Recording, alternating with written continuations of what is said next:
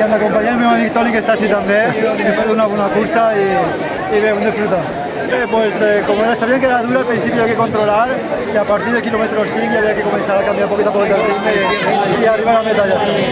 Sí, ha sido una cursa muy competitiva que Toni me l'ha posat difícil i he tingut que apretar per a guanyar avui. Bueno, esperem a Poblenou de Benitatxell, Boret o...?